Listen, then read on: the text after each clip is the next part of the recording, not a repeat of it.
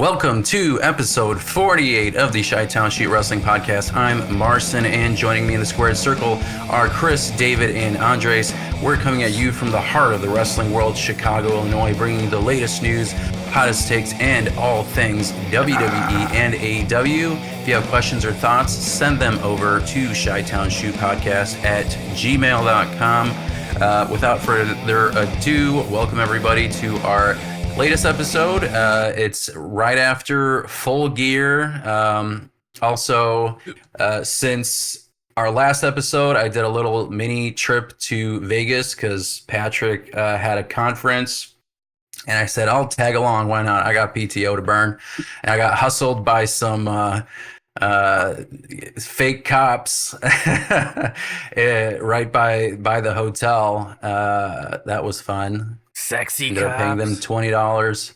I mean, sure, but I was just walking to refill my daiquiri, and then they handcuffed me. They're like, "Hey, you're under arrest for drinking, blah blah blah blah blah, or whatever." And they were about to abduct you. No, it was literally like Times Square where you get there was someone dressed as Bluey for some reason, like a Bluey outfit, and then right behind him was like Batman, and then these two cop chicks. So like yeah. Vegas, yeah. Yeah, I mean Vegas is cool. We got to go to the Gordon Ramsay restaurant. I will say I it's nice if it's being paid for, but I don't know if I would go back and do it on my own personal dime, but it's fine. But yeah, so Survivor Series is coming up, and or it already happened whenever this uploads, and it's always a thing that every year I feel like we look forward to. In the past couple of years, they have focused on War Games as a match specifically. In lieu of the traditional Survivor Series match where it's your elimination style. I don't know how many people, it's like each like 6, something like that, 6 or 7. And they focused on the War Games match. What is that supposed to mean? Got him. Damn, boomer alert. Yeah, dude, yeah. You said 6 6 or or 7. Damn, set his ass up. That was purely organic. 6, 7. Yeah, I'm definitely boomer right there. So War Games either took place or is about to take place. And Eric Bischoff recently had an interview with the Toronto Sun. And the concept, for folks who don't know, Dusty Rhodes in the 90s helped with the concept of the War Games match, and it was held annually by WCW until the promotion was sold in 2001. And Bischoff did have a hand in promoting multiple War Games matches as head of WCW, including World War III, the World War III pay-per-views in the mid-90s, which featured 3 rings and 60 men in the match all at once. And Bischoff said he never enjoyed the concept of the Battle Royal, any kind of Battle Royal concept. He said, I never enjoyed, as a fan, as a producer, any kind of Battle Royal concept. Multiple people in the ring just pisses me off. I start out aggravated as hell because I'm looking at a ring full of guys and they're walking around in circles and are throwing weird looking punches, and they're not paying attention to the person behind them that's about ready to hit him over the head with something. The lack of logic that goes into any kind of multi-person match, I have a hard time getting over that hump. And then he made the comparison of going to a movie and noticing a boom mic in the first shot. He said that would completely take him out of the movie. He went on to say, the same thing happens to me when I see more than 2 people in the ring. It just seems so awkward that it takes me out of the moment. That being said, Royal Rumble, that's the format I can get with because you're cycling through people. There's anticipation, there's a surprise and a story. Royal Rumble is an exception, but it's because of the unique format. And War Games, yes, there's some structure to it. I get all that, but I just don't like those kind of matches. Never have as a fan. There's no logic. If you're a fan watching it, you can't put yourself in anybody's shoes and go, that makes sense. None of it makes any sense. It starts out not making any sense. It only gets worse from there. So I mean, what do you guys think of that commentary when it comes to battle royals? He compares multi-man matches to seeing a boom mic in a movie, and he said it instantly takes them out of the moment because he feels like it exposes the artificiality. Chris, do you agree that battle royals and war games inherently look quote unquote fake, or do you feel like that's maybe just more of a lazy critique of bad workers, or rather than the actual match concept itself? Yeah, I mean it's definitely the workers and then the camera angles because it's all about the camera work as well. I mean, if you're live, it's one thing, but like if you're good workers, you could make it work. So I would say it was kind of a lazy critique on Bischoff said, "No surprise, hate, hate, hate." Okay, well, yeah, I agree with that. I feel like the battle royals, like I like them, and again, I feel like going into the wrestling as a whole, you go into it understanding that it's predetermined. So, if you're introducing some kind of special gimmick match, like a War Games, Blood and Guts, which is basically War Games, but just considerably more brutal.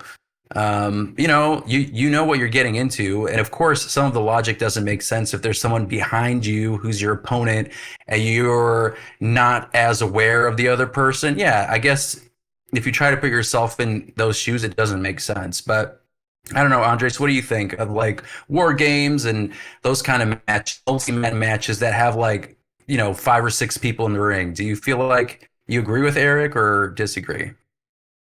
Um, I think he is kind of just being a grunt about it, but I mean, I do kind of see a little bit of his point because I did remember watching the last War Games, um, in WWE, and I did kind of see moments because with the camera, like you have like pretty much like whoever they're focused on, and then you can still see in the background the other people that are fighting.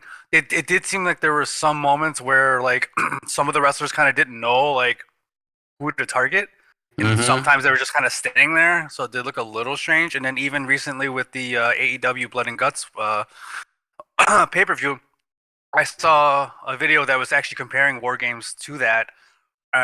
There were moments that I did remember seeing in the WWE pay per view where they were like, yeah, like somebody would jump in the ring with like a weapon, and they're like, wait a minute, like it's not my time. They went like back to the ground and stuff like that. So with stuff like that, like yeah, I kind of get it, but I still enjoy them for what they are. Honestly, I still think they're entertaining. I mean, I don't know what the huge like difference that goes into I guess like a Royal Rumble versus this because the Royal Rumble knows I think when they go in knowing who's gonna eliminate who and they know who's gonna win Right. obviously. But I don't know. It did at least the last War Games did seem a little bit messy in some moments. Like I did notice when I was watching it live too. So I guess maybe for those reasons, but they're still entertaining. I still enjoy them. Yeah, I mean, like sometimes you see like when someone's doing a spot and then there's someone who just got like, knocked over or whatever, and they clearly look like they're alert and they're just waiting for their like spot. Sure, I guess it could take you out of the thing a little bit, but I feel like I'm so distracted by like this one person with like shards in their back or, other people, bleeding and all that kind of stuff where I don't notice it as much because there's just so much chaos going on. David, what do you think? Like in general, your thoughts on like the battle royal concept where there's like, five or ten people in a ring. Do you feel like it takes away any kind of like magic for you? Do you like those kind of matches? I like most multi-man matches. There tends to be exceptions, but like overall, I feel like it's more of like a match production type thing, more so than anything else, where it's like good or bad. I think like try not to get too lost in like the standing around and the looking around, because usually in those type of matches, there's something else going on. Hmm. That's also like a camera angle thing that. So. I Yeah. don't think they're bad. I don't necessarily. I think like for someone as deep in it as Bischoff was, like, is a pretty bland answer. Hmm. Yeah, Yeah, but I mean, he was, I and get it. he was helpful. I mean, like he was in charge of the product, right? So I feel Yeah, like he had the ability not to do it if he didn't like it, unless he felt like he needed to, because his back was against the wall, and he just like, that was the era of like Crash TV and the just like crazy stunts like that. So maybe he felt like he needed to, even if he personally didn't like it. I mean, those World War III pay-per-views with like the 3 rings, 60 men in the ring at once. I mean, did any of you guys watch a World War III match before? I've only seen clips. Yeah. I've seen the old WCW one, right? Yeah. Like 3 yeah, rings? I did see one. Yeah. I did see one. It was kind of like, it was just chaotic, like kind of like to that point. Like it was just a lot to go on. They had multiple cameras, obviously around, I think like 2 per ring, I think, on each side, and Mm-hmm. I don't know. It didn't. It was kind of like it was just like hard to. Who am I cheering for anymore? Like. I mean, it's the sheer chaos. If it's like the anarchy in the arena, like that shit's fun. That's multi-man. They're all over the place. But I mean, I feel like you have which way to look. Yep, but you have to lean into the gimmick of it. Yeah. With World War III, that wasn't like a battle royal like style, like eliminate over the top rope. It was like, how did you get eliminated from that? Mm-hmm. Yeah, I mean, I guess to his point, when I'm like analyzing certain things, where if it's staggered, then it's easier to follow than like even sometimes like the Divas Battle Royal, like literally at WrestleMania and that kind of stuff. They literally just have all of them like just walk to the ring at the same time. I feel like even Miss WrestleMania was like that, where all right, you're all going into the middle of the ring and just start like basically fighting each other to get one over, and like it's hard to follow anything. And even the camera guy was having difficulty like seeing people lift over the top rope. Like even like legends and people you should probably be paying attention to or wrestling, they were treated like extras in an action movie, right? Like I could see the logic in that from Eric when it comes to that, because you lose a little bit of that the moment, like the storytelling part sometimes gets thrown out the window when you have 60 people. I mean, 60 people in 3 rings, that is pretty crazy. But I mean, if the pay-per-view is called World War III and it's supposed to simulate like a war, then sure. I mean, that makes sense. You have multiple sides, bodies everywhere, people getting thrown out, and then there's a winner.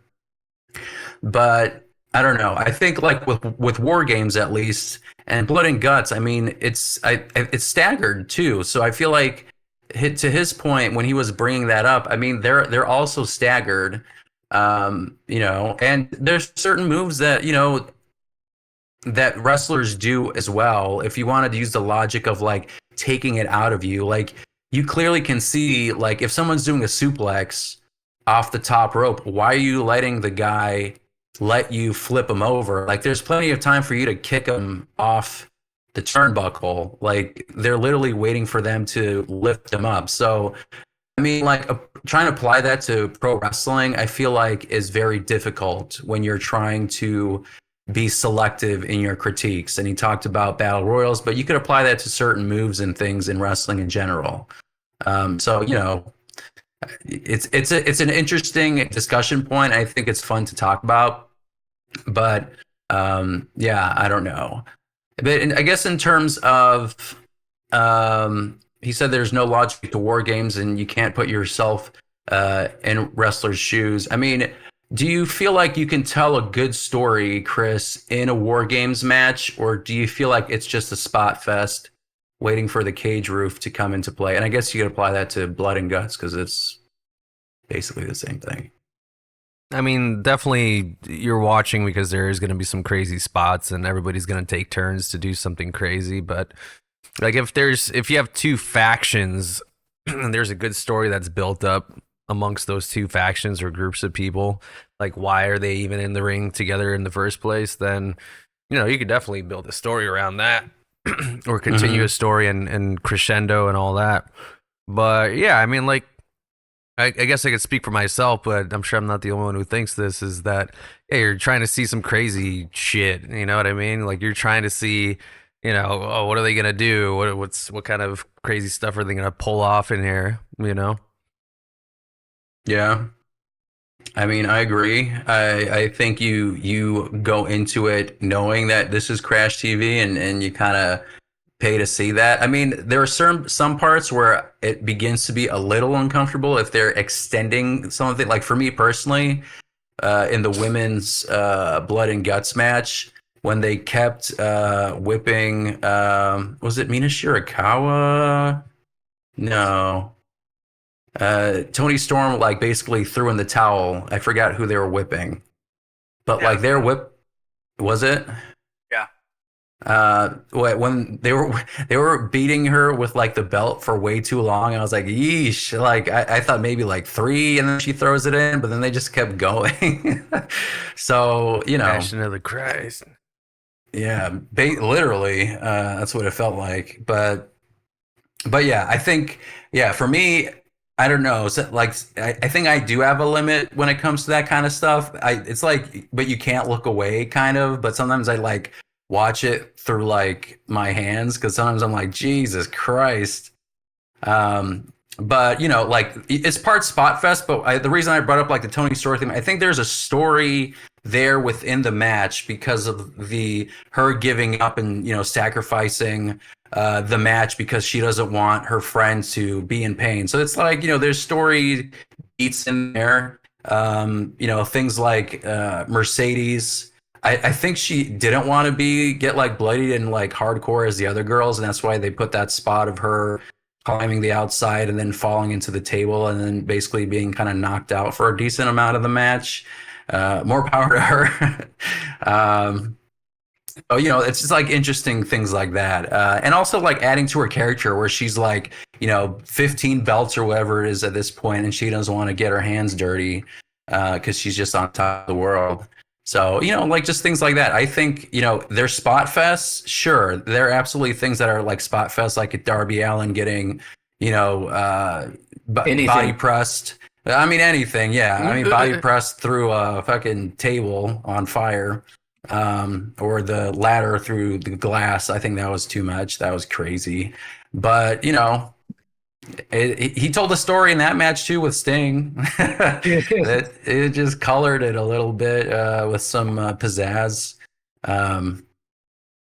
So yeah, I think he's right in some parts where it feels like you're walking around in circles a little bit waiting for the spot. But I feel like on the whole, when you take in the spots and just the spectacle of it, because it's a unique match that doesn't happen as often as it should be, I think it has its place in wrestling, absolutely.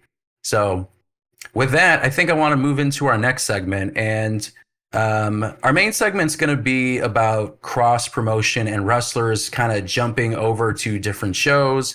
And it could be a reason for different partnerships like WWE and TNA and AAA, or AEW and CMLL and New Japan. That's been happening quite a lot in the past couple of years.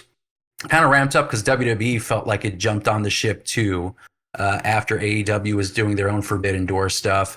WWE made a bigger point of doing crossover events with the recent purchase, or 50% stake in AAA. And I don't know what their exact deal is with TNA, but they definitely have some leverage there because I feel like WWE wrestlers get a lot of benefits on both shows. I'll say that. But the next segment, speaking of crossovers, recently we had both Nick Nemeth, who came back as Dolph Ziggler on Raw TV, even though he's Nick Nemeth on TNA, and he's still actively a wrestler on TNA. For whatever reason, he showed up as Dolph Ziggler, and then Matt Cardona, same thing, showed up in Albany on SmackDown, I think, as Zack Ryder. Whoa. So interesting, right? Interesting. Whoa. And they both debuted, and then immediately after their matches and the show, they both had T-shirt lines, which was interesting. But it made according to the news, it made it seem like it was just a temporary thing. I feel like both guys are probably secretly hoping that, that it'll be more of a full-time thing. We'll see.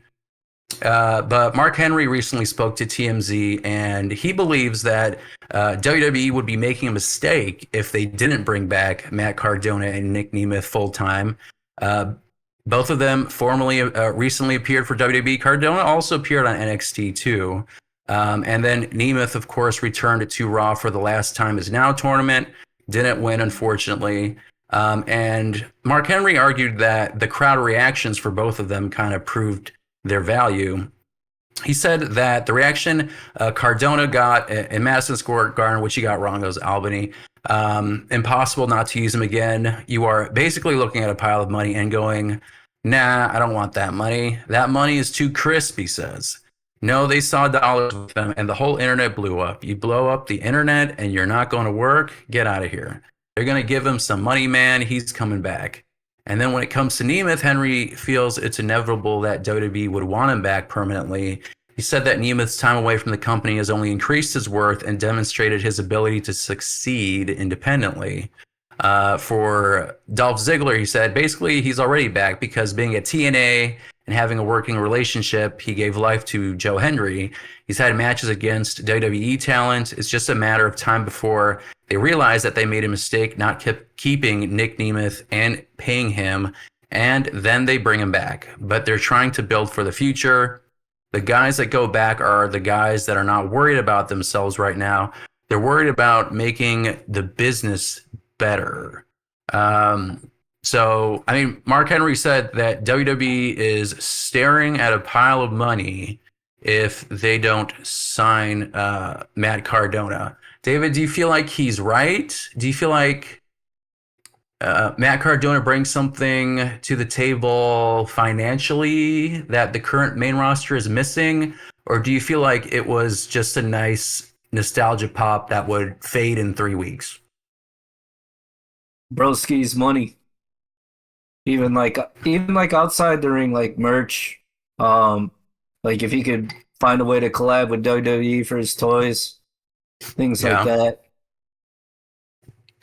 Yeah, I mean, like even I remember. I mean, Zack Ryder. That was like the era that me and Chris were like really in watching. Like Zack Ryder was a decent. He was a big part. Okay, so big part is I'm going to explain what I mean by big part, because on actual TV he wasn't used as much as he should have been, and that's where he had like his Broski YouTube channel. He had his own championship that he came up with because they weren't really giving him opportunities. It felt like when he had pushes, he was being, fed to John Cena for a little bit, and that was the whole, Cena wins LOL type thing. Look at you guys now. Yeah, how times have changed. But yeah, I mean, like a lot of people then felt like Zack Ryder deserved a better push. I mean, he won the Intercontinental Championship. I'm trying to think, did he win? He was a tag champ too. I'm trying to think, but like he was never like a WWE champion before. I think they always saw him as like a upper mid card guy. He should have been RK Bro. RK Bro. I mean, Broski. Yeah, Broski, RK Broski. They have something right there. Well, Chris, what do you think? Same question that I asked David. What was the question? Is Broski money? Is he money, or do you feel like he's a nice nostalgia pop that would fade in 3 weeks? I'm a little cynical, thinking that like he would get that initial like push. I'd give him like 3 months, and I think then he would like cool down in WWE, because there's just so much talent on all those rosters. I mean, they would have to have something really concrete for him. Mm-hmm. Maybe just stick him in NXT and do what that does, but I don't know. I just can't see what they would do with him is my issue. Like if they had a good thing set up, I mean, if you do it right, it could be good, because he is awesome. He's great, but I don't know. I just feel like the landscape. Where do you put someone like that?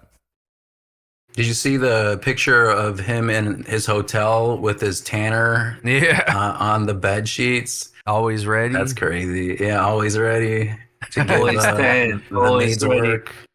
Yeah, that's wild. I mean, I guess to get a tan like that, I mean, I guess you would need a spray tan. Yeah, I was like, my man, dark as hell. But yeah, I mean, like, I think to your point, I think it would depend on what they do with them because, and I would agree with you in terms of cynicism because I feel like you could apply the same level of analysis to like a carrying cross, for example. Like I feel like people's focus is way too short, and there was a push for carrying cross, but then when he left, I feel like it wasn't sustained. Like you don't really hear it in like crowds being like, "We want cross." Like you heard a little bit at the beginning, and basically it feels like people moved on. At least when it came to WWE television, TikTok and brain. TikTok brain? Yeah. I mean, yes. I think like the social media and stuff, everything is just like, instant results, move on to the next thing. And you could apply that to also news stories, things that are crazy that happen in the news that we used to like Bill Clinton and Monica Lewinsky, since we're on topic here. Like something like that would be in the news for like 6 months to a year. And it's like a pop cultural moment, but you have like Bill Clinton, Monica Lewinsky type moments almost every other day. And then you just forget about it and then move on to the next thing. Right. And I feel like you could say the same thing for just how people react to wrestlers and that kind of stuff. Sustaining popularity is difficult. And like, it's rare, but like some people can pull it off, like Roman Reigns and even Cody Rhodes. I mean, like, and some people again, like you see for both of them too, like people turn on them because they're bored of him being champ. So I think if we applied it to Zack Ryder or Matt Cardona, I could see that. I could see that as a possibility that people would just uh, forget. But I mean, what do you think, Andres? Do you feel like the internet champion buzz? Do you feel like he can sustain some TV ratings in 2025, or do you feel like Cardona is better suited as like a special attraction, like how they just brought him out for, the tournament? Yeah, due to like the the landscape of what it is now, I don't think after a while it just kind of like fade a little bit. I think the character he built as Matt Cardona is too good to be like I think that's more of an important thing he should be focused on than try to. Because I mean I don't know why even WWE wouldn't allow him to use Matt Cardona, which kind of I was like damn he came back because I remember I even sent you guys like how he's like oh Zack Ryder is dead Yeah. but I don't know I do think they also made a mistake by not bringing him to Madison Square Garden. That should have been the arena where he should have been more. Hmm. I mean, good. I mean, good on Nick Nemeth because he got a giant Yeah, ass pop. oh, he did. I was more of a Dolph Ziggler fan, and to be honest, like I'm more down to see him come back. I think he would probably have a better run in WWE right now if he Mhm. were to than Zack Ryder. I don't know why. I just feel like that would be the case, but I do feel that yeah, if he came in and it would be big for a minute, but just like I said, with the landscape, with the way it is now, and I don't know, WWE's always had a weird relationship with him. I don't know if they're still that way because I mean, I don't know. He's like, he used to always make fun of WWE too in his YouTube channel. Mhm. It was pretty funny stuff too. And then what was it too? Like that happened a few years ago. They actually wanted to record something in his backyard using his pool or something like that, and he had to tell them That no. sounds right. Yeah, he got fired and stuff. So I don't know. I always feel like they had a weird relationship with him, and Nick Nemeth too, though. But he at least got a world title run, and Yeah, I was gonna say at least Nick Nemeth had he won Money in the Bank, and then he also had the World Heavyweight Championship. So at Yeah. least he has that under his belt. And Matt Cardona can't say the same. I mean, at least like Chelsea Green, his wife. I mean, that could be a already established like relationship because people, I think, a good amount of people know that they're together. She's of course currently in a program with Ethan Page. And I don't know. I didn't catch the AAA show, but did she lose the tag titles? Anyone know? I'm watching it after this. Okay, well let me know.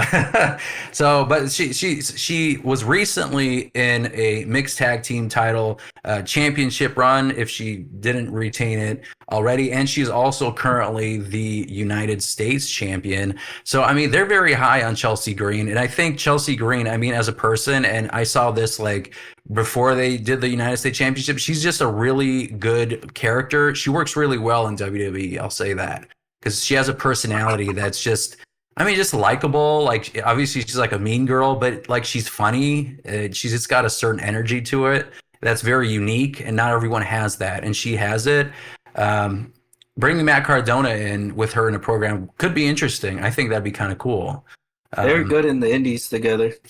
yeah, I mean, there's stuff people can look up with like Chelsea Green and Matt Cardona in the indies. I mean, I think that'd be cool. Like he has, I feel like he's got a better reason or position to be back in WWE than maybe a Nick Nemeth. I mean, Nick Nemeth also like he was TNA World Champion too, and yeah, I mean, he doesn't have a bad career. I don't know if he necessarily needs to come back to WWE. And like you said, Chris, the roster is so big All elite. that I think I feel like he's happy in TNA, and then because of the partnership, if he can still pop into WWE now and then, I feel like that's a pretty good deal. So There's one thing that can carry both of them, and it's their theme songs. That's oh for yeah, sure. yeah. If that shit turns on every time they come out, most people will be like, at least I want to hear that damn theme song because it's so catchy. Hmm. Well, let me ask you, Chris, for a follow-up question. Do you feel like for guys like Cardona and Nemeth, do you feel like the independent freedom is more valuable than a WWE contract?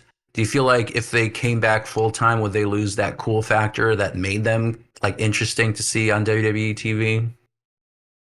I mean, they make their own rules, and I feel like they're able to just control a lot of their character and things of that nature. So they could kind of choose where the money flows.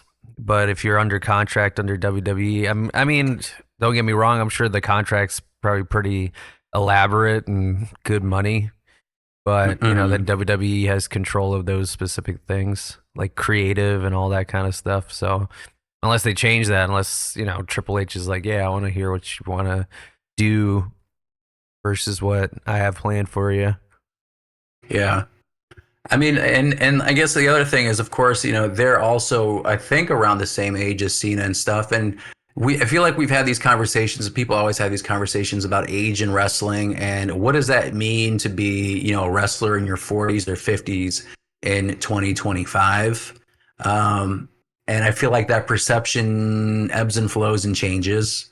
Um, David, what do you think? Well, like when it comes to that now, like because I feel like if now we look at the landscape right now and Full Gear just happened, Samoa Joe is the world champion, CM Punk is a world champion, Cody Rhodes. I mean, I guess he's technically younger because he just turned 40 this year. Um, but a lot of the top talent in WWE are currently in their mid 40s. Do you feel like that matters, or is it just if you got the star power you can draw, it doesn't matter? Like give Goldberg another title if he's drawing money. Hmm. No. I think it's like a quality and psychology thing. I think for them, their match quality just got better. Not that it was ever bad. Hmm. It's like watching Taker and Shawn Michaels in '97, and then watching HBK's like real last match. Hmm. Like they're both still really good. It's just one was better because it was extra season. Right.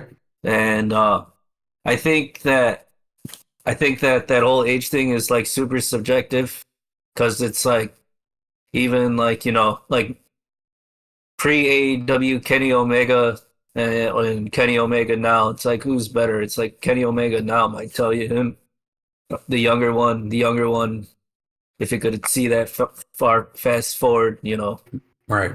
they'd feel like the older one. And like people like him and Okada, like we don't ever really talk about their age, but Right. they are aging. Yeah. It's like I mean, and yeah, go ahead. that's like people doubting Brendan Fraser's 56 years old, man. He's making Mummy 4. Never say never. Oh, you're talking about I was thinking Brendan Fraser, like the show Fraser. We were talking about the Mummy No. Yeah, actor. Mummy. Yeah. Joe Frazier. The resurrection of Brendan Fraser. Yeah. I mean, good on him. But again, like I guess like that's an acting role. And I mean, and no one really bats an eye because like acting, you can act into your 80s or 90s. It doesn't really matter. I guess because it's in a sport framework, people look at it differently. But again, like I think, and I know I feel like I've probably talked about this age thing. And I think again, like I think to your point, David, it depends on the context of their role. And again, it's like the popularity thing too. I think if you still have it and you have an aura, I think if you can still go, I don't have a problem with it. I feel like Taker, like for example, The Undertaker or even Ric Flair, Yeah. it's like you're not necessarily in your peak either, and you can tell. And you know they would still put them in like matches, and for those kinds of like specific instances, you know, I would say you probably should hang up the boots. um for like Chris Jericho is interesting because I feel like people were thinking that, you know, he was taking up creative power in AEW and maybe he was overstaying his welcome or whatever. If he's in The Hogan. WWE, yeah, if he's in WWE, I don't know how I would feel about it. And it's a different beast. So I think it would be interesting for like a nostalgia run. And then we'd revisit that concept again. But I guess, you know, for like Nick Nemeth and a Matt Cardona, let's say that they are part of the roster. Andres, would you want them to be in like a veteran mentor role to help build the future? Do you feel like that's what we would want to see? Or would you want to see him put over NXT talent, or do you want to actually see him like win a title? Or Nick Nemeth? Nick Nemeth, I would definitely like to see him get another title run for sure. But for both of them, I would probably be okay with them going through going through NXT and then coming through the like pretty quick, I guess, but then coming to the main roster just to see how that would fare. Because NXT's got some great talent too, and I don't know, Nick. I don't know. I've always been very like Dolph Ziggler, like Team DZ. Like I always want him to have another title run and stuff. So I've always been curious to see it. I mean, he obviously may have more of a closer opportunity, I think, than at Cardona because he's kind of like, you know, in with obviously the TNA obviously. So, but Yeah. I'd like to see like the mentor, but eventually get a title run kind of Okay. storyline. Yeah, I mean, I think for me, for both, I think I would probably want them to just be in a veteran role. Like you said, Chris, there's so many people on the roster right now that I think it just needs a shakeup. I think it does need some more fresh faces. John Cena's retiring. And I feel like, you know, the past 5 months, you just see like the same cast of characters at the top in similar feuds and just kind of like switching in and out. And that's fine when you're doing some long-term storytelling and stuff, but sometimes you just need a new face in there. And I guess you try it. They're doing it with the Vision to a certain extent because you have Braun Breaker and Bronson Reed in there and Logan Paul. So I guess that kind of The notes on his hand. No, I mean that was actually part of the segment. So when people screenshotted it, they were literally just didn't watch the show because like he was literally reading it off his hand, like obviously. Oh, yeah. Yep. And then just rage baited people on X, basically saying like, "Oh, like this is like the Rock thing." He was reading off his hand, but that was part of the promo. So, and then he got interrupted. So that's funny, actually, that he got them to do that. But so yeah, I mean, it's not like they don't have younger people, younger stars currently in title matches. That's obviously not true. But I think a decent chunk of the top talent in the main event, Cody Rhodes, CM Punk, are champions, and I like that. But I would also like them to feud with other people too. But speaking, like as we keep going into our main segment, we talked about Zack Ryder and Nick Nemeth and crossing over to WWE and vice versa, WWE talent crossing over into TNA, and we see that in AEW, of course, with New Japan, with CMLL. And you really can't talk about wrestling in 2025 without talking about crossover talent.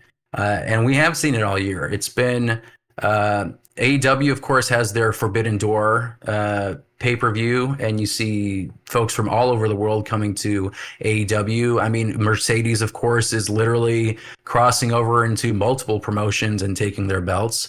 The successful collaboration, I would say, between NXT and TNA wrestling, which got folks like Jordan Grace and Joe Hendry is showing up in NXT, but then also essentially getting poached by WWE and actually signing contracts with them as full-time WWE wrestlers.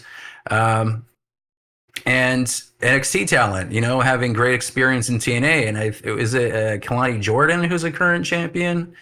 Yeah. Knockouts champion. So lots of positive stuff there going. And it does sound like a dream for fans, but we do want to ask the hard question for this main segment. Is this explosion of crossover talent ultimately a good thing for professional wrestling?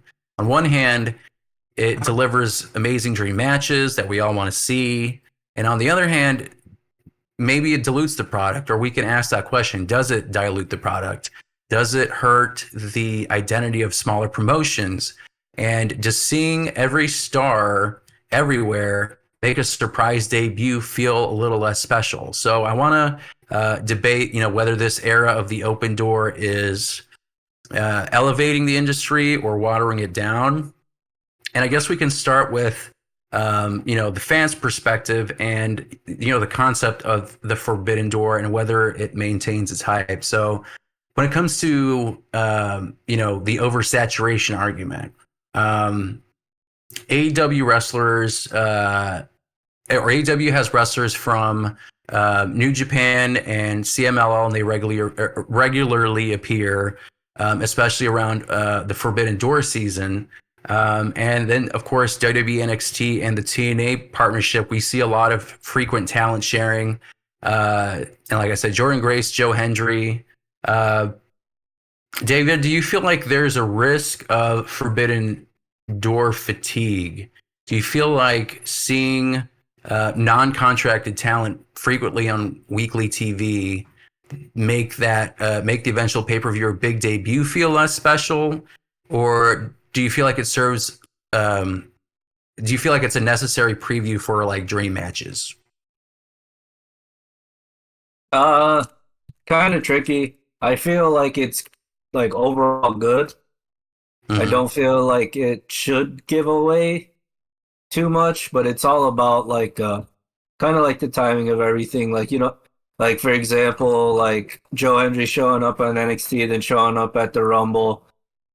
Like I feel like that happened too fast where like, yeah, now he's officially NXT, but it's like took a little bit. And And WrestleMania. Yeah. And Mania. Yeah.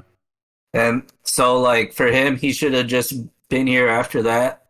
So you feel like that buildup was too long? Like they should have blown their load sooner instead of like just teasing?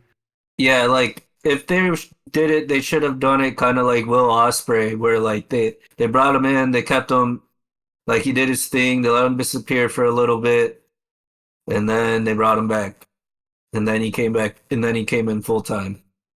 Yeah, I think Joe Henry is a good example of that, because I feel like you have like this tease, and maybe I'm sure it's contractual. I felt like the writing on the wall was that he was going to go to WWE once they started putting him in the Rumble, giving him a Mania spot against Randy Orton, and of course all the frequent appearances on NXT.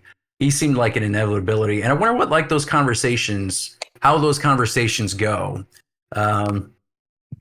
Chris, what do you think? Like when it comes to those kind of like deals, like let's look at TNA and WWE.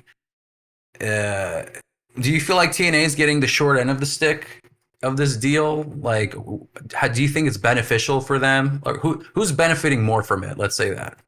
I mean, it's definitely WWE, I think, that's benefiting more. But I guess you could argue that, you know, if you're not a person who watches TNA and you see like a TNA star on WWE product, like that might entice you to, you know, watch TNA. But I mean, there's probably data on this. There's probably something we could probably look up at some point just to see what's the conversion of, you know, TNA star appears on WWE. What's the numbers look like on the next show of like TNA? You know what I mean? Mm-hmm. But I think TNA definitely gets the shaft here because, you know, WWE gets the novelty of having TNA people on a WWE show, and WWE being the giant behemoth of a company that they are as far as wrestling, you know, I think they're getting more out of it. I mean, I guess I would argue, you know, in terms of arguing for TNA and them getting like pretty big benefits too. I mean, was it Bound for Glory recently? Like, if you compared like that pay-per-view to like, I don't know, a recent AEW show, like I feel like that TNA pay-per-view sold like had a bigger audience than some like AEW shows, and AEW for a lot of folks is considered like the number two. But you know, TNA in some instances it makes it seem like, you know, they're the bigger company, and I feel like I feel like it would have to do with the amount of exposure that TNA is getting on, you know, the WWE product. Would you agree with that, or what do you think? Like they're getting exposure too. Like if they didn't have the partnership, Yeah. maybe their attendance and stuff wouldn't be as high. Yeah, I mean, I think that's true that TNA is getting benefit from the exposure of being, you know, in the grace of WWE. So I imagine it's doing something for them. I mean, that would be definitely something interesting to see those viewers, the viewership and you know, pay-per-view buys, because I'm guessing it's a pay-per-view that you pay for, right? Bound for Mhm. Glory, right? Yeah. Yeah. Okay. Oh, I think they have a subscription model, don't they? That too. Well, David, what do you think? Do you think TNA is getting the short end of the stick, or do you feel like it's giving them good exposure? What do you think? It's a Raw tough deal? call. It's a tough call because I'm sure, like, creatively, it could kind of suck when if you're like putting over too much WWE, but it's like this is when it kind of turns into that talk of like uh the the loser is still a winner if the loser lost good enough, Mm-hmm. and then but I'm sure it's sold well for the fact that it's like, oh, like somebody's from WWE's coming to TNA, let's go. And it also creates that intrigue of like, oh damn, like what if somebody challenges like Santana or somebody? Mm-hmm. Has that happened yet? Yeah. Was there a WWE star on TNA that's Yeah, contracted? we just said Kalani. Well, Kalani, or you mean like WWE star moved to TNA? Yeah. I mean, you got Mustafa Ali on there. You have Ash by Elegance. But like They were all. contracted to WWE, like they're currently on Contract. WWE roster and then went to Oh, TNA. I mean, Kalani Jordan is the TNA Knockouts champion. She's a WWE wrestler. Wow. Trick Willie just lost the TNA title. Yeah, Trick Williams was the TNA champion. Yeah, I gotta Javon catch up on Evans my has NXT. showed up. Javon Evans has showed up there. Leon Slater is the X Division champ. He's doing well for himself, showing up on WWE stuff. Yeah. I mean, it definitely seems like a TNA NXT collab, I imagine, right? More so, More so than like a Raw or SmackDown thing, with the exception of like, I guess, Joe Hendry. But I mean, Joe Hendry, like, I feel like is mainly on Broski. NXT. Is Matt Cardona technically, he's officially part of TNA, right? Yeah, Broski, Yeah. and same with Nemeth. Yeah, Nia, they're both TNA now. And I don't know like Yeah. what varies like in their contracts, because I don't know if Cardona is he as a full-time wrestler as like Nick Nemeth on TNA, or is he kind of like a, I don't know, a special attraction that pops in and out and bounces around indies even with He has his TNA? moments where he's pretty deep in the story. Yeah. Don't matter. So, I mean, Samoa that- Joe's yeah. champ. I mean, He's Samoa TNA. Joe. Huh. That I mean, Samoa TNA Joe. wins again.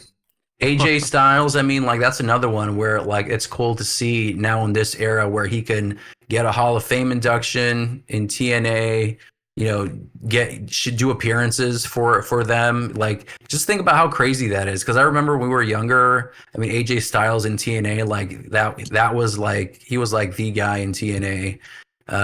And you know, I just remember so many people making like creator wrestlers of AJ Styles on SmackDown versus Raw, and even like Samoa Short Joe hair, too. Like puka those shell two, necklace.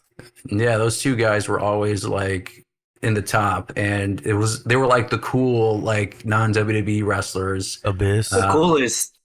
the coolest. I mean, and now you know they were both in WWE. One's currently still in WWE. And yeah, I mean crossover talent. I mean it's crazy just to think of that it's happening now. If you were watching in 2007, 2006. Fickle Let's fans. see. Yeah, I mean fickle fans, absolutely. So I mean like AEW, like they do crossovers and build angles, you know, with New Japan and CMLL wrestlers, and I feel like it's sometimes on short notice, which I feel like can, you know, like it's like a temporary storyline, and then it kind of goes away. Um, I don't know, Andres or David, what do you guys think? Like, do you feel like the crossover partnership, even though like it generates buzz temporarily, do you feel like it forces a company like AEW to like pause its own long-term creative plans in lieu of like a, you know, a dream match that's going to happen at Forbidden Door, and it's like a story that's like for 3 or 4 weeks, and then you know they fuck off, and you know it could be used for something else. I mean, there's nothing wrong with short programs, Yeah. but it's like it goes down to the spacing of everything, which I feel like is a recurring theme of my answers today. But I mean, Right. it really does apply to a lot of things. Right. Like the answer is like it depends on a lot of these scenarios.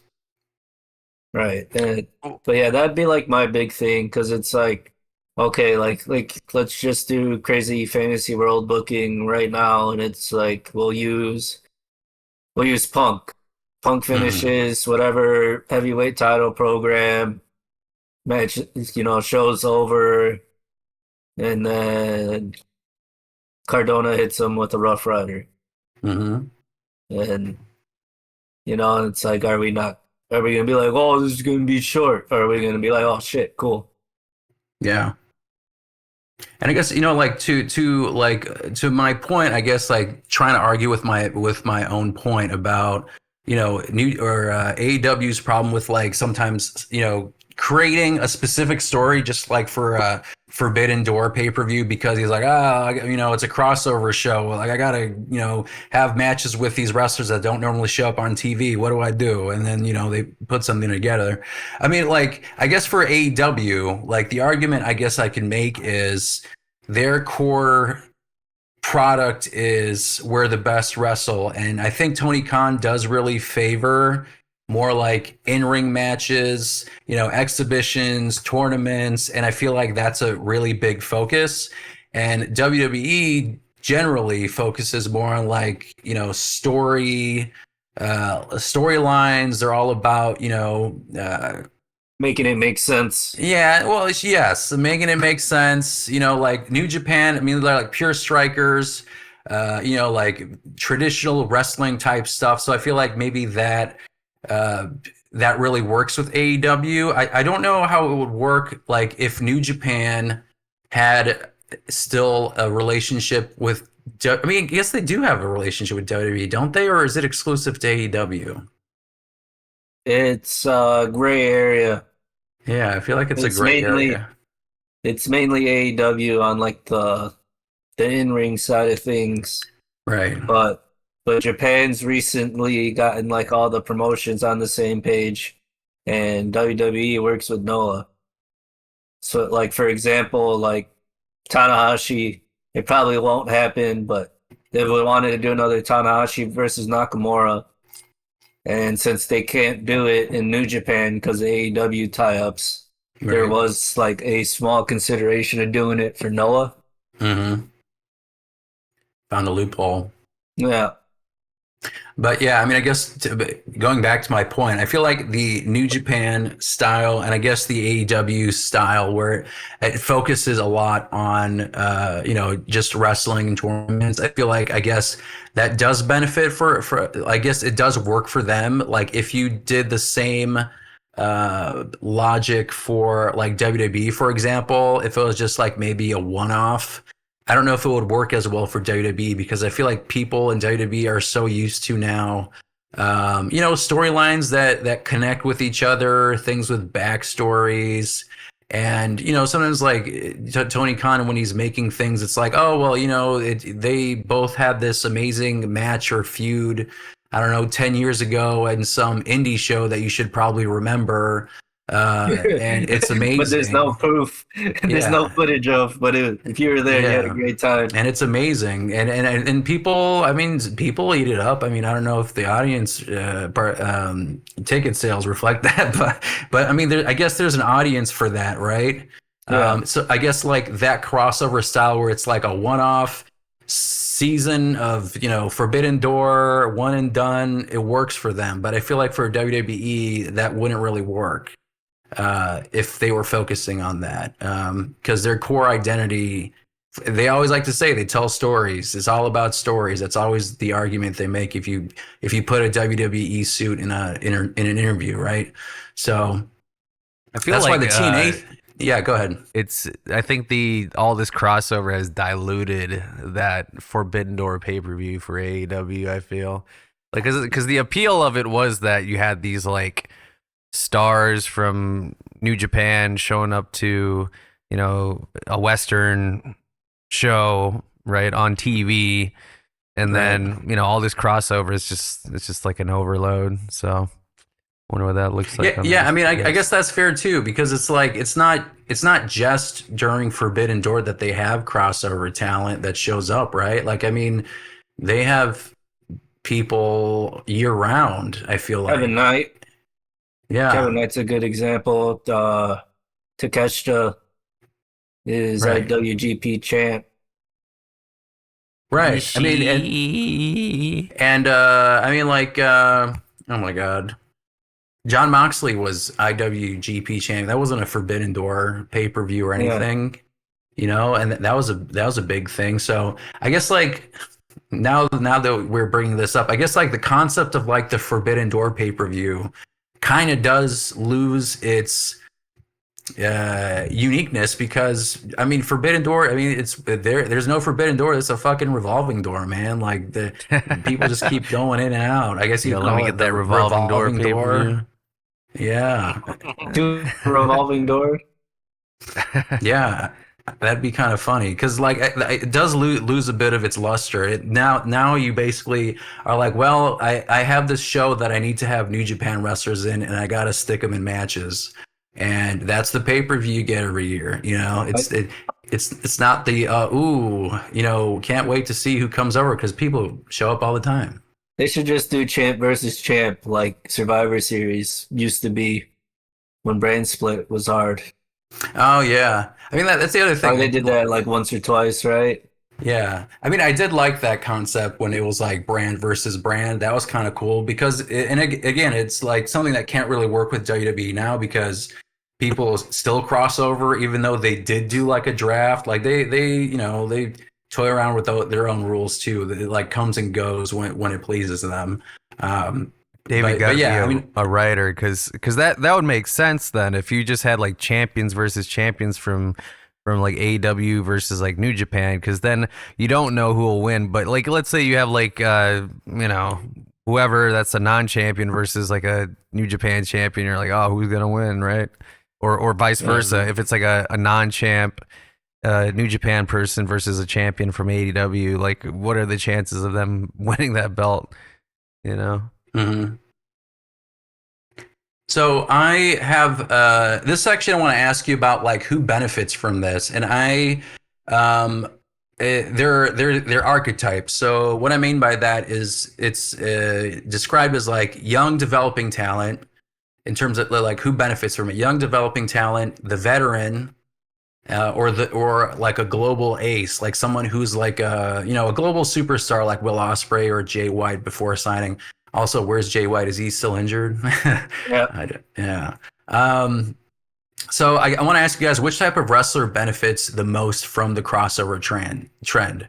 So when I say young development talent, do you feel like they benefit from getting exposure in a new environment, like an NXT star in TNA? The veteran who gets a final highly paid run, but they have a lighter schedule, like an AEW veteran working the indies, for example, or like a Will Ospreay or Jay White, basically kind of raising their profile across all of their continents and kind of like building their portfolio. Let's say that their political currency. Chris, what do you think? Like, who do you feel like benefits the most from the crossover trend? Or is there a type of wrestler that you feel like I didn't mention that benefits from it? You're saying like in the current state of things, like who's benefiting the most? Yeah, across all of it. NXT, TNA, WWE. I mean, like just in general, who do you think benefits from the crossover trend? Do you feel like young developing talent benefit the most from this? Do you feel like the you're older saying the veterans archetype. benefit? Gotcha. Yeah, do you feel like the older veterans benefit the most? Do you feel like, those giant stars like John Moxley, for example, or like people who are like popular like indie stars who jump around before, signing with a WWE or AEW? I mean, it's definitely somebody like a Will Ospreay because they have this like whole career ahead of them. So, him coming from New Japan and then signing with AEW and then, being exposed to a Western audience, and I'm sure that contract from Tony Khan was pretty, elaborate. Like it's probably more him or veterans, like one of those two, because veterans, they bring in the money, and then I'm guessing just by name alone, they could probably ask their price for the amount of money they want. There's a lot of leverage for a veteran. But I think the winner in the long run would be somebody like a Will Ospreay.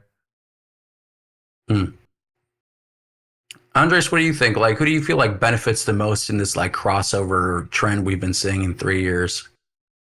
Definitely a veteran, I'd say, would have more, of an establishment for being able to set a price, have probably more character control. And then to Chris's point, someone like a Will Ospreay who is internationally known and, has basically wrestled like all over the world and has like basically has his hand in all different types of promos and stuff, so knows how it really works out there when he goes out there. So like he probably doesn't need too much explanation of how things are in that country or how they do things in their promotion or whatever. But definitely veterans for sure, I'd say, because they know what they're worth, and if they definitely bring in the money, I mean, I went to for my friend's bachelor party a couple years ago. I went to Franklin Park and like a little like gymnasium, and what's her name? Sky Blue, her boyfriend, I forgot his name. They wrestled each other, and then Will Ospreay showed up. Yeah, and then Will Ospreay showed up, and this arena only held like maybe 200 people, and it was tiny. Like the gym was it like, GCW? I don't remember. It was CSW. Oh, CSW. That's what I was thinking. Yeah. Yeah, it was crazy. I had no idea. Like I was just there for my buddy, And then all of a sudden, Will Ospreay came on. He was the special guest referee. Like, oh my god. Huh. Yeah, I remember you mentioning that. That's crazy. Yeah. And it was probably like what, $20, and then you get to see Will Ospreay. Basically. Basically. I guess AEW tickets can be $20 too sometimes, depending on the section. Buy one get 5. Yeah, hell yeah. Hey man, if they can say those deals, that's awesome. I'd rather be getting those type of deals too. But yeah, I guess like for me, I feel like the young developing talent get the most because you do get exposed to different audiences, different styles. I don't know how closely. I mean, I feel like WWE and TNA have to be booking with each other if you're having like an NXT star becoming a champion on TNA. There must be like some kind of like writing like crossover there. I don't think they're just like, all right, here, have Kelani Jordan, have Trick Williams, do whatever you want. Like now it's your problem. You go talk with the TNA writers and, good luck. I think there's probably some kind of phone calls there. But I think young developing talent get the most. I mean, like I just feel like the cachet of like a Joe Hendry or a Jordan Grace, or even like a Stephanie Vaquer or a Julia, like these people, I feel like built up careers where now WWE is acknowledging that they had careers outside of WWE versus like when Vince McMahon pretended that everything outside of WWE was a vacuum and they never acknowledged previous feuds or anything. Now that, you know, on commentary they say like, oh, they were a big champion or a big star back in Japan and all that kind of stuff, and they acknowledge those kinds of things, I think it adds to their cachet. One. Acknowledge me. Oh, Roman Reigns. So let me ask you guys this last question. So this is like the reinvention of a lot of wrestlers, and when I say like reinventions of wrestlers, I mean like people like Christian Cage, who went from WWE to AEW, and he basically kind of like resurrected his career and created like this great entertaining like, you know, father figure thing. Cody Rhodes, of course, famously created AEW. I mean, bleached his hair blonde, got a American flag tattoo on his neck, and then came back to WWE as a completely new character. Mickey James came back to WWE as a TNA Knockouts champion, and I feel like that kind of helped her to get another run. David, who do you think is like a current like upper card star in either WWE or AEW or TNA or NXT, any of them, any current upper card star that you feel like maybe can get a career defining like creative overhaul by moving to the other promotion? Or like Ricochet is another good example, or Blake Monroe, or, you know, Ricky Starks. Is there anyone else that you feel like maybe if they went to the other promotion can get like a makeover like that and be successful? Nobody off top. Yeah, I'm trying to think. Yeah, like I feel like everybody right now is good where they're at. Like I don't see any of like, I mean, like other than okay, if Samoa Joe could come to the top of the card if he left AEW, but as of Full Gear, it doesn't look like that's happening tomorrow. No. Like John Moxley, maybe, like with his like just yeah. shaved head, like that, just like the current version of John Moxley in WWE. He comes with all the Death Riders, like everybody. Yeah, but I think that maybe would work just because that would be so. Would be like an crazy. invasion angle. Yeah, I mean, yeah. Finn Balor could use it, but he's happy, so that ain't happening. Yeah. Styles retiring ain't happening. Yeah, Styles is retiring. Jericho, I guess we can say that. Yeah, Come back, Jericho. reinvent himself again. That seems like it's gonna Nakamura. happen. Yeah, It'd be good. Nakamura. Nakamura would probably be somebody that'd be really good for.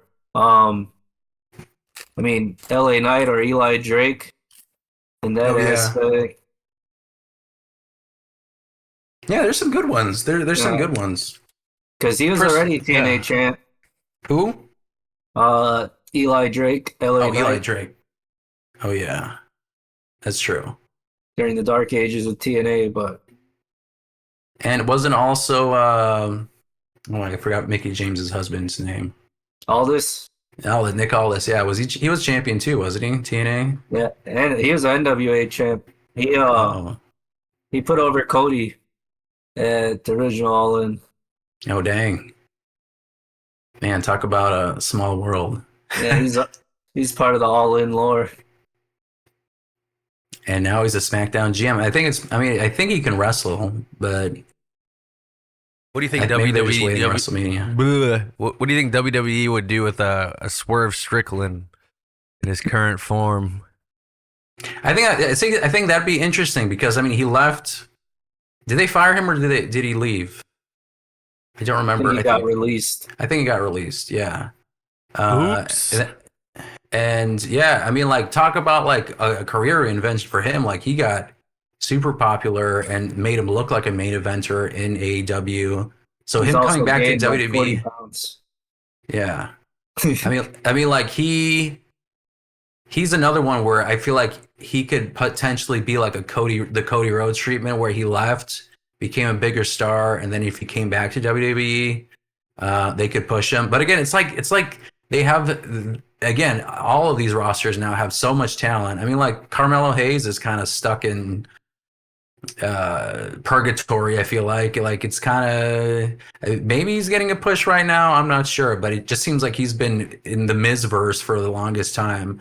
And like you have talents like that, and they're not really doing too much with them.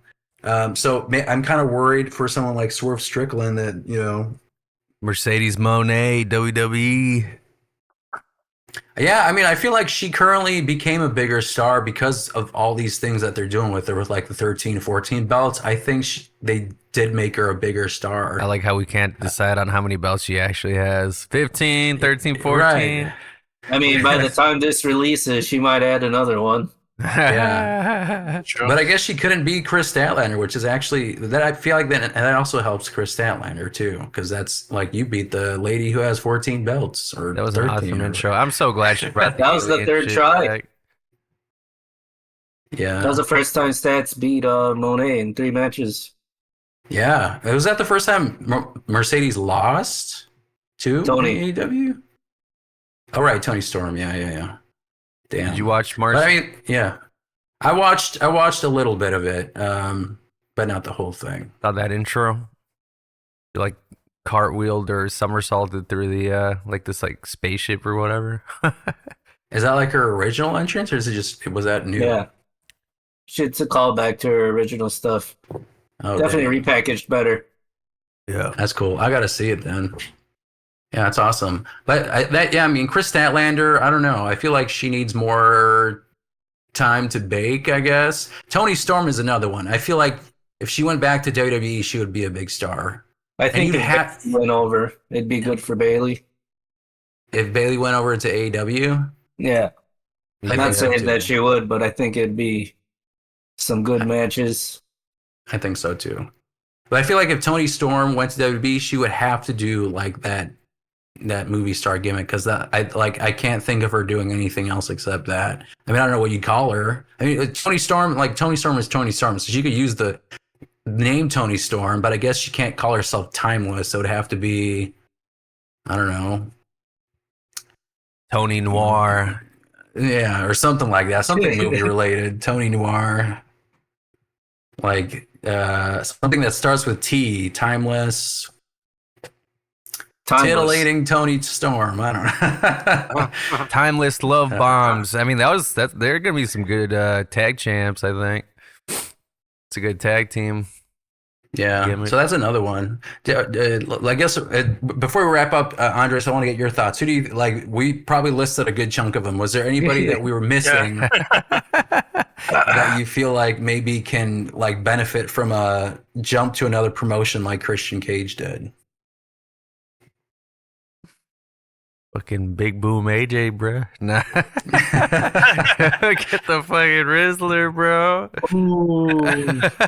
Hell yeah. I mean, at least they put on entertaining matches every time. I'll give them that. Yeah. I mean, it would be interesting to see, like, I don't know, maybe like Asuka jump to AEW maybe somehow. I don't know what they're. Oh, yeah. That'd be some hard hitting matches. Somebody would. She'd be in the blood and guts match. Like in the Yeah. Forbidden Door. Yeah. Alone. Yeah, alone. Throwing the glass, fluorescent light bulbs. Yeah, Asuka's a good one. I was trying to think of. MJF. Yeah, there you go. MJF. I was Oh thinking. yeah. That's a good one too. Or maybe even Will Ospreay going to WWE. I feel like they could market him pretty well. Like they know how to market Penta. Like they could market Will Ospreay to be like this giant flippy superhero type He person. knows the too. grind, though, bruv. Yeah. That's I don't know true. if Triple H knows the grind. Yeah, but Matt Cardona said, Zack Ryder's dead until he saw those crisp dollar bills. No, it was a storyline. Was it? Yeah. Well, I mean, yeah. Well, either way, I think Radio started playing.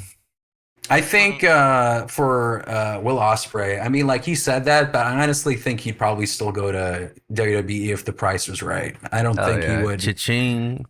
Yeah, I don't see him not taking an offer from that. Come I on guess over, we'll see. Kenny. Or Kenny Omega would be cool to see in WWE. That'd be probably my biggest like bizarro world type of like match if like CM Punk was still in WWE and then Kenny Omega shows up. That'd be insane. With Larry. Young Bucks. Yeah, or Young Bucks. Yeah, that'd be crazy to see the Young Bucks in WWE. That'd be insane. In a hug it out match. Yeah, exactly. With Cody Rhodes in the ring. Yeah. That'd be Special fun. guest ref. And Yeah, now we're cooking. We're cooking There you go. gasoline. Writer's room, baby. Weird Circle. Oh, has been Jericho was- squared. If Jericho actually really went back and then that happened, you have like all the originators of AEW basically. Just all this, just this OG AW roster just move over to Pretty WWE. And they call like they make them a faction and they call themselves like, I don't know, the Founders or some shit like that. Something that kind of sounds like AW or The forefathers. something related. Yeah, the They try to- Forefathers. OG. That'd be sick. And Cody Rhodes can be the leader because he's like the American Patriot type thing. So you could have his Oh, like man. Thomas Jefferson, John Hancock back there, powdered wigs. All right. Well, I think that's a wrap for this episode of the Chi-Town Shoot podcast. Please don't forget to like, subscribe, rate us, and leave your feedback. Tune in next time for more wrestling madness. Until then, keep marking out.